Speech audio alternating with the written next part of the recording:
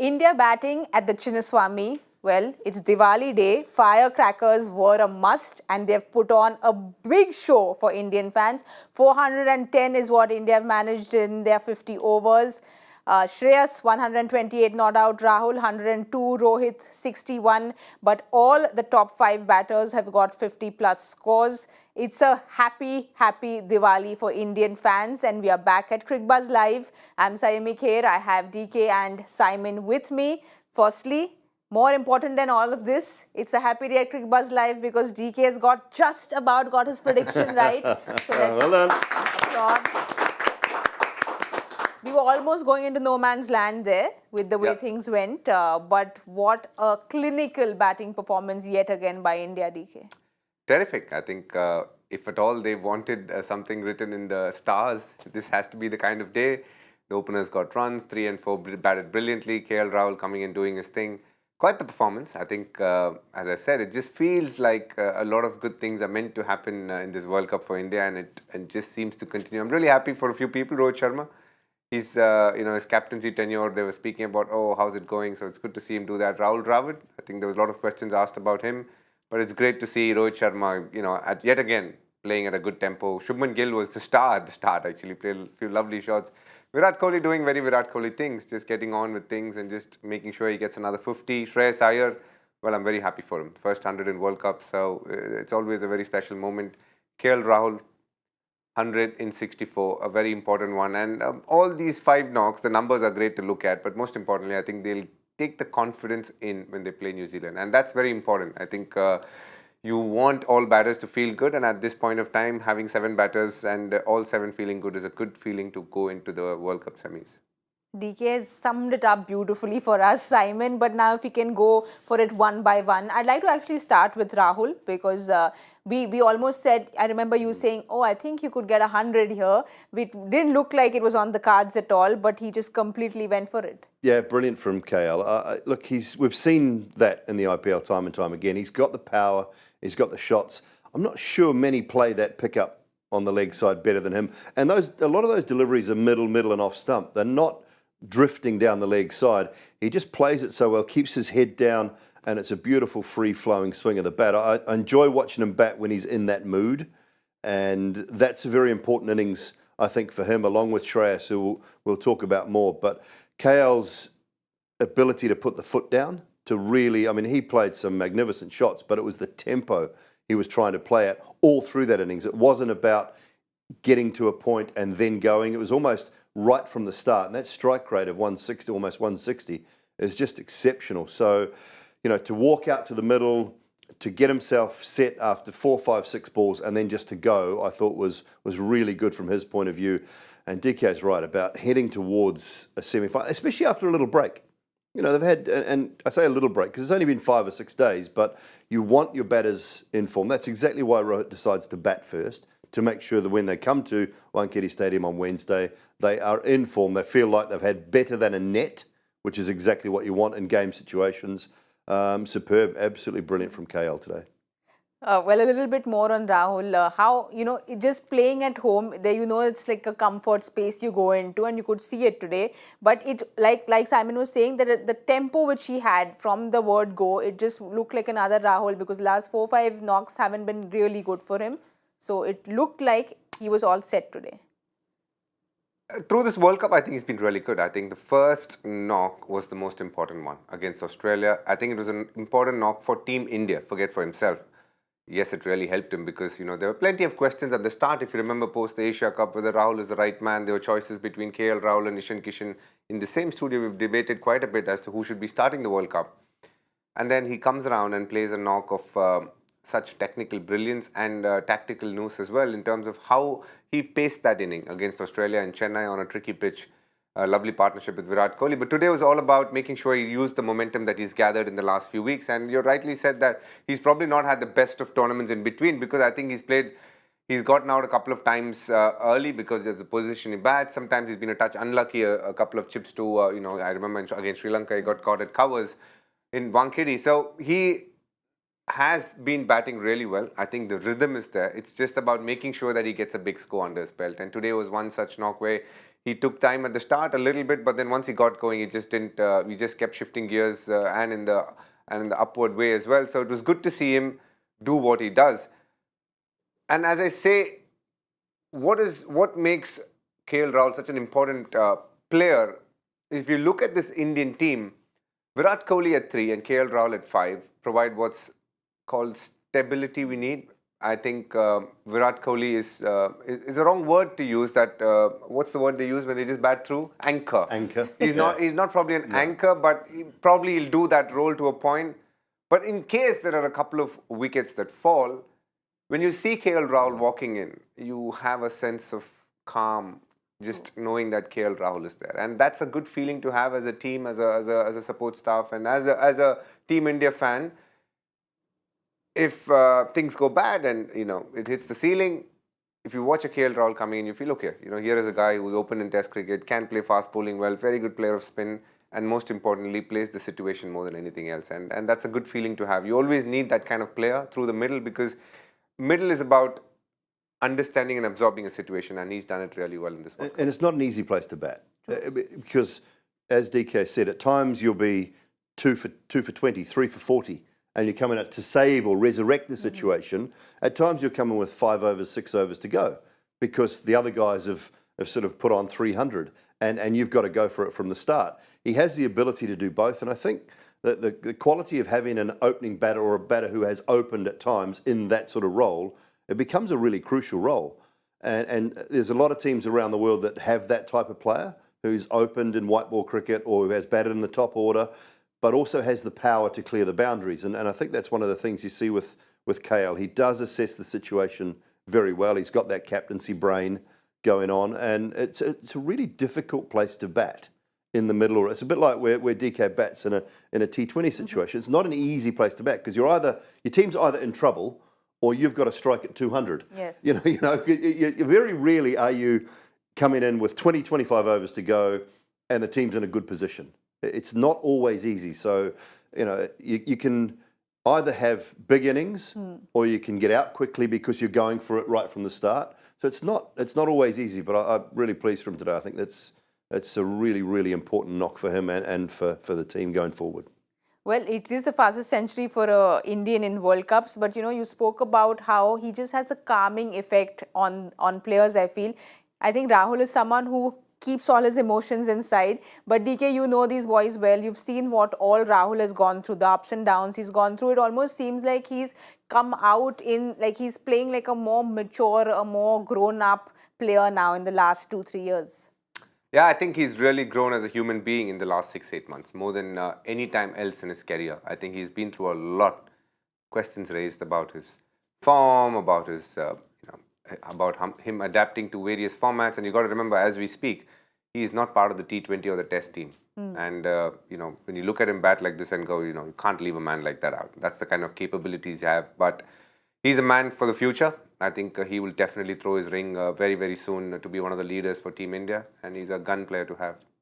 Well, someone else who's been questioned a lot, we spoke about him in the pre-match show, but that 128 that Shreyas has put up today, Simon, it just, it always looks so good when the bat does the talking, right? Because when there's so much spoken about you, but then you let your bat do the talking, is exactly what a player wants. Yeah, and again, when you feel comfortable in the team environment, when you're backed, and that's what I said in the pre-show, when you're backed by the skipper and by the coach to play your game, to play the way you play. He struck right from the start today. He was relatively aggressive right from the start. I think he was starting to get a few cramps and was looking a little bit tired towards the end, but then he unleashes back-to-back sixes in the last second to last over. So another important innings for him.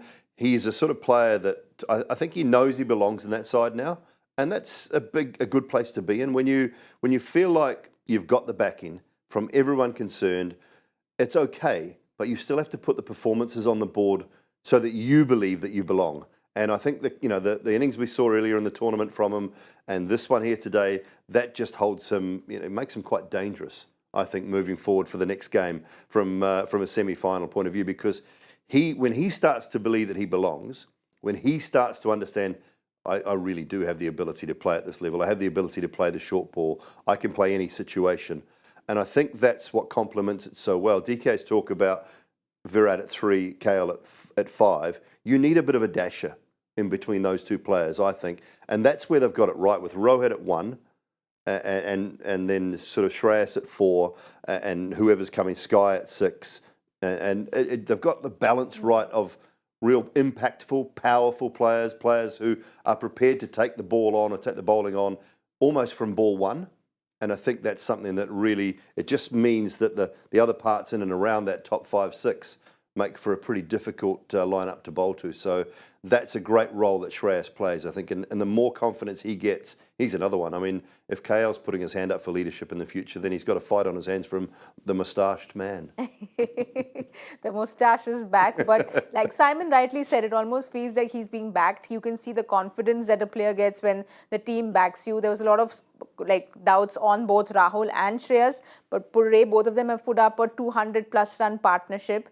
And DK, funnily in this partnership, the strike rate looks really, really great, but it almost feels like they were playing slowly at one point and they just completely went for it after the 43rd over. And slowly is not the right word. I feel they were a bit cautious, maybe. I don't know what's the word to use. But look, I think right from the outset, when this partnership started, 200 for 3, they've lost Virat Kohli. Maybe a little bit of rebuilding, because that's the kind of stage, that's the stage where you don't want to lose 2 on the bounce. So the way they just sort of just went about it for the next 2-3 overs, and then, you know, Shreyas Iyer, like just what Simon said, I think right from the outset when he came in, he looked very positive. He played a lot of good shots, eased the pressure of Virat Kohli a little bit. Interestingly, of all the batters who batted today, Virat Kohli is only one just below 100 in terms of strike rate. Tells you how well the Indian team has batted today. And it doesn't happen too often that you have all the batters who are, you know, above 100. So Shreyas Iyer, on a very personal level, I'm very happy for him. Just like KL Rahul, his question in the team was, his place in the team was questioned rather. And I thought it was a bit unwarranted. If you do look at how well he's done post the 2019 World Cup, when he came into the team, he's been arguably one of India's best batters. The problem in India a lot of the time is they get attached to results a bit too much and attached to modes of dismissal a bit too much. So, you know, when they see a batter getting out a certain way, they get so attached to, you know, this guy is not good at this. They never tend to look at the things that are good about a player. He's won games in between all of that, irrespective of how he got out. But if there's just this one, and the short ball and getting out to a short ball has been a bit of a taboo area for batsmen. You could get out nicking a ball 20 times, they're okay with it. But the moment you get caught on the back foot a few times, they always brand him as, you know, he's not ready for international cricket. But when you've done so many 8 overs, when you're playing a tournament like IPL, where you meet the world's best and you're doing well there, you have to have certain caliber and certain qualities about you, which helps you do well in those games. So I, for once, never doubted it. Has he really gotten past the short ball? No, I think it'll always be with him. But there have been players who have got 10,000 runs, having that as a, you know, not their strong point. So I wouldn't look too far into that. I look at the positives and say, here's a man who, when he gets going, can win a game for us. And that's the kind of guy you want in the team. Well, we know we have to go into the second innings, so I can't get into every batter. But if I have to ask you all to pick from the top 3, who stood out the most for you all today? For me, Shubman Gill. Shubman, yeah. I think it's... we've been used to Rohit setting the tone, haven't we? And I think that's something that Shubman took on today a little bit. I mean, Rohit wasn't slow by any stretch of the imagination, but to me, the way that Shubman was attacking right from the start, I think he almost set the tone to say, you know, we're back, we've had 5 days off, and we are going to attack this Netherlands side. We're not going to let them believe that they can compete with us. And there's a slight air of arrogance about that, which I like. It's not in a bad way. I actually like that about the way that Shubman played today. And you know, if you're going to set the tone, you set the tone at the top. And I think what he did, to me, it sort of it showed that he also has that belief, and he's got the backing of everyone to be able to do that. DK, I was really impressed. He's ranked the #1 in the world, and it just doesn't come around easy. I think he's worked for his runs pre-World Cup. Yes, by the high standards he set for himself, I think he's at a quiet World Cup.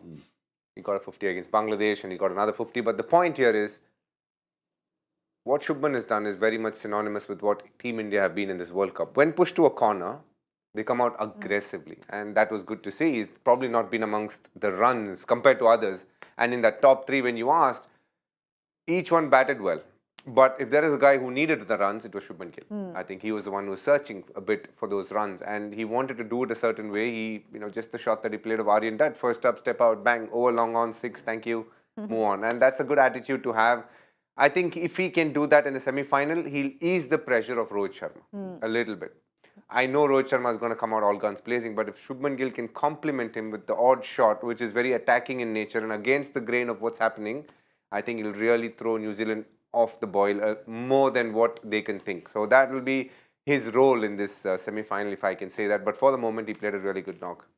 You know, when a batting side makes 410 runs, I feel just really, well, sad to show up the bowling card, but we need to do it. Let's have a look at the bowling card.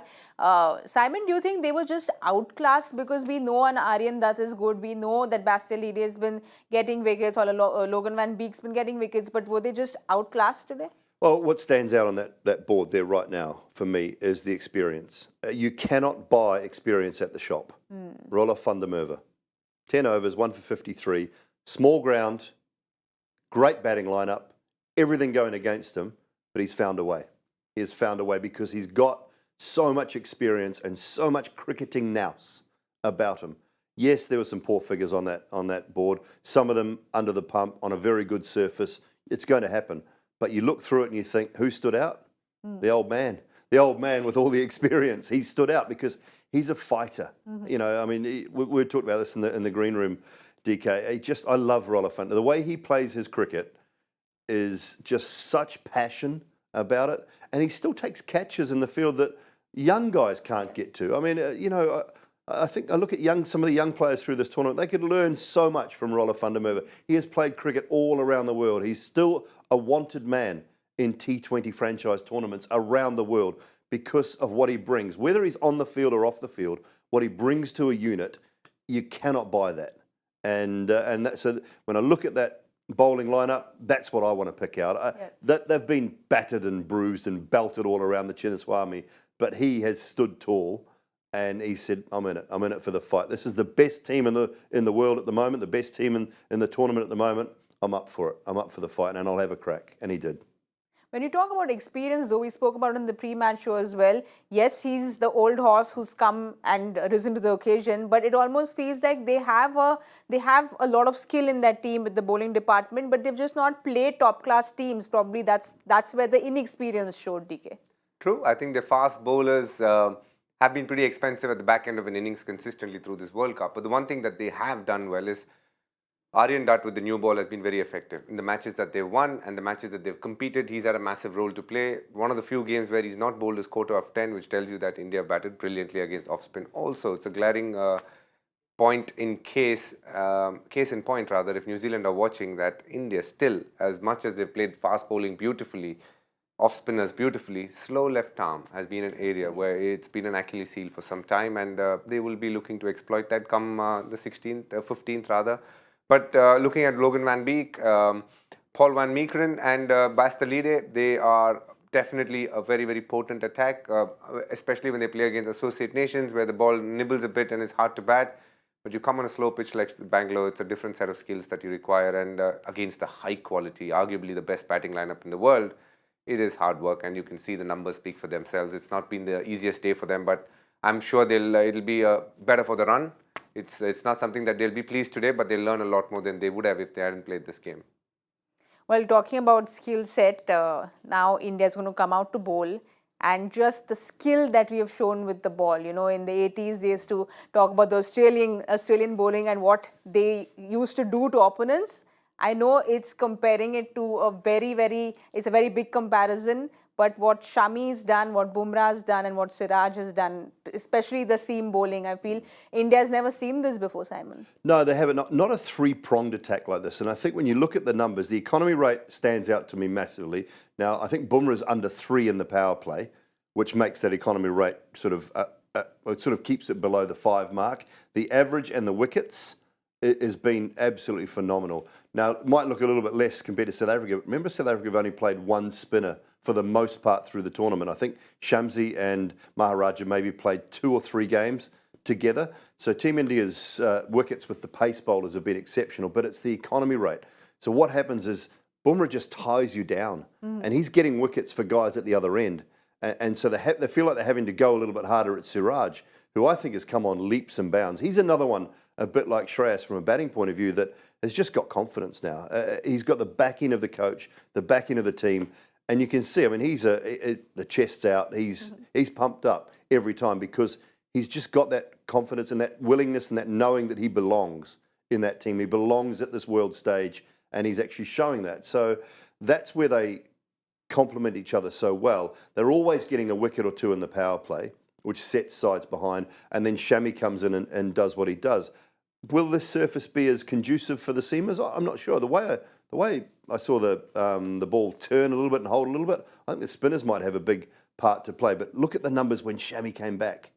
When they brought Shami back in, and now I know the injury to Hardik was a massive blow, but what it's done for that bowling attack is just phenomenal. Absolutely, DK. But ever since, I mean, I don't know. Most Indian fans can't understand why Shami wasn't playing from the word go. I think Simon's almost tried to jump out of his chair and say, "Get Shami to play." But he's finally come, and he's come good. And how? Oh, I think he's been the story of the tournament in a way, because here is a man who's obviously got tremendous skills, and we can keep speaking about it. But when he got the opportunity, man, he's made it count. And you look at the stats that he has in World Cups. I think he's got 8 4+ wicket hauls. He's the highest wicket taker ever for India in World Cups, and he's just breaking records which have been set over a long period of time. And it tells you how good the bowler is. And I said this on air, and I genuinely believe it. If Hardik Pandya is fit and he comes back into the team, I think they'll still play these 3 bowlers. They'll take a chance and play with 5 bowlers, because the skill sets that he brings to the table, man, it's not easy to have that kind of skill with a 6 over new ball which he bowls with when he comes one change, because they use 2 new balls.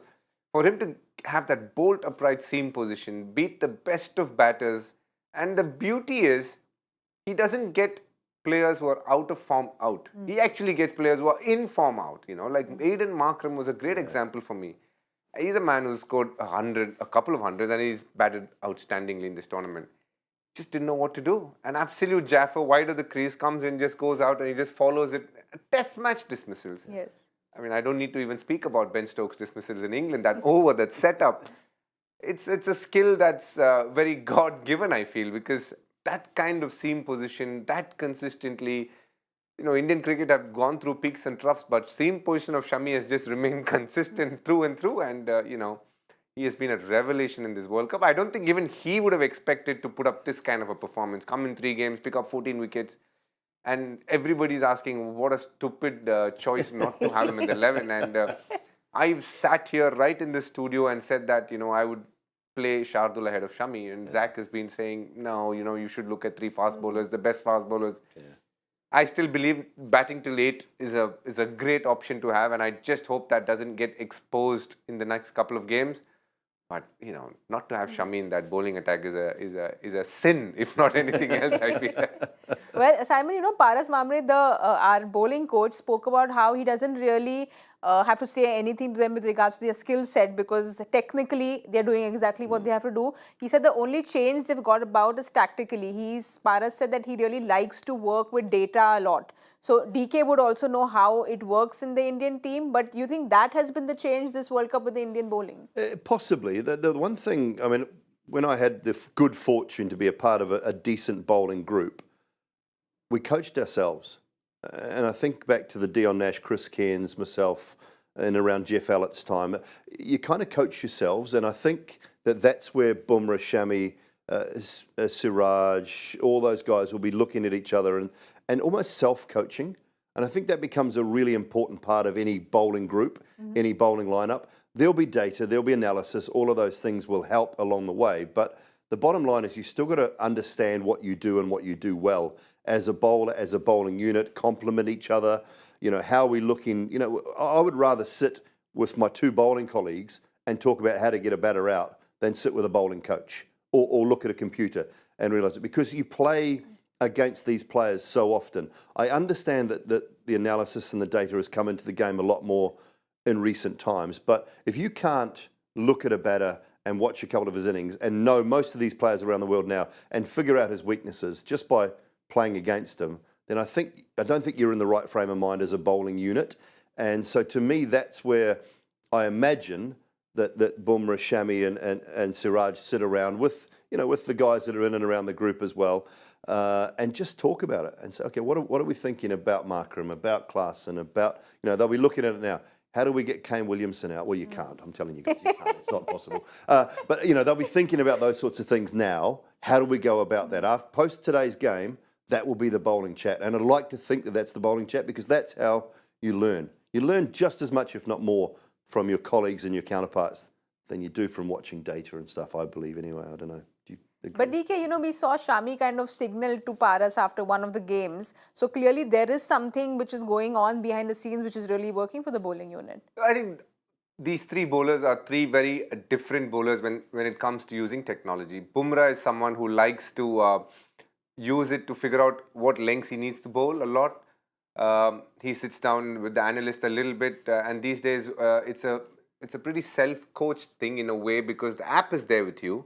And you just go in and pick up the things that you want to see. So if I want to see how Saiyami Kher is batting, I'll just need to go and tap and that'll come and I'll just make the observation. If I don't feel like looking at a Simon Doull for the day, it's up to me. Before it used to be a team meeting where they'll sit as a group and discuss each batter. It's no more that. It's more, individual and customized to what each player needs. And, they have that app set up in such a way that each one can do it at their own free time. And in case they need the help, the tactical or the analytical help of someone, then they'll probably go to the bowling coach and discuss things. One area where Shami is, they've been pushing Shami over a period of time, especially in England, is to bowl slightly fuller. He bowls what's called pretty balls. He'll get plenty of batters beaten, but he never gets, bowled or LBW. And so they've encouraged him to bowl in this World Cup. And can you believe it? It's quite a stat to have. Shami has picked up 44 wickets, or I don't know what the number is. He's just got one LBW. Wow.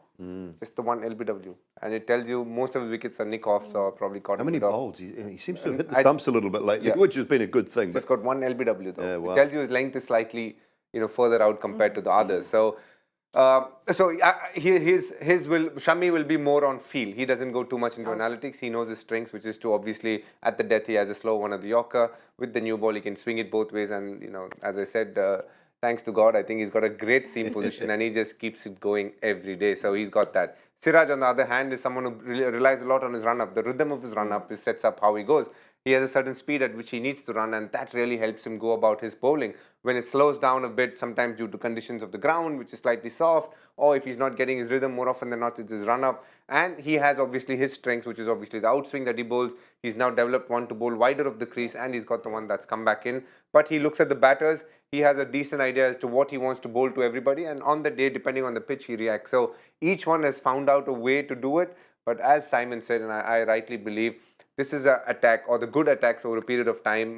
Try and figure out what works best for them and have healthy conversations amongst themselves with the help of a bowling coach like Paras Mamre. Well, all this that you've just said, if Netherlands has heard where they should expect Shami to be bowling, because their opening pair has really not fired, and I think that's been a big problem for them. Before coming to the World Cup, both Vikramjit and Maxwell Rahul were getting the runs, but the World Cup, it's just been a really sad story for the opening pair. Yeah, and it's the same thing we talked about earlier, really. It's just that step up. The quality of bowling is a different level, and that's what you have to get used to. And if you're not used to playing it, it just happens a little bit quicker. You don't get as many bad balls. In that build-up tournament, I watched a lot of it, you're probably getting 1 to 2 bad balls and over. You put those bad balls away, you might get 1 to 2 bad balls in the first spell from Bumrah. You might, if you're lucky.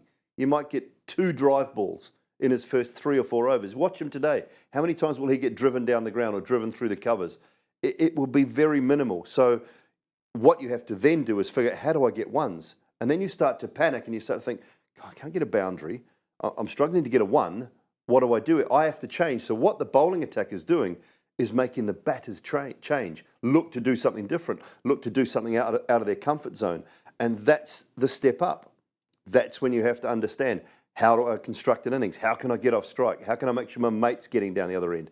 And all of these things are things you don't learn and don't get to know until you consistently play high quality, top quality, next level opposition. And that's why they've struggled. It doesn't make them bad players. It just means they haven't had enough time at the crease against high quality, intense situations of bowling. And that, as soon as you give the game away at the international level, we've seen this so often with players, DK, when they give the game away at the international level and then try and play some franchise tournaments, it doesn't take long to lose it. Yeah. It is very, very difficult to continue at that high intensity level. It is. It is very hard to step up to the next level, and I completely get it. It's like you drop your levels very fast because as soon as you're not playing the same standard, you tend to lose form very, very quickly. Guys, I've gone overboard. I just went on and on because I got excited when you all started talking about the Indian pace attack. But we have to quickly get to our prediction. The winners go first. So, so in the 10 overs, I'm expecting 40. Yeah, I'm going to 47 and I'm going to lose 2. all right, I'll go with 35 then. So we can all play like a team and get another win in today because we're competing with the Hindi studio. So we'll play like a team. 40, 47 and 35 is what I've gone with. Well, they already bowled the 2 balls. So we're going to quickly run. But don't forget to join us at the 15-over point at the Cricbuzz com box.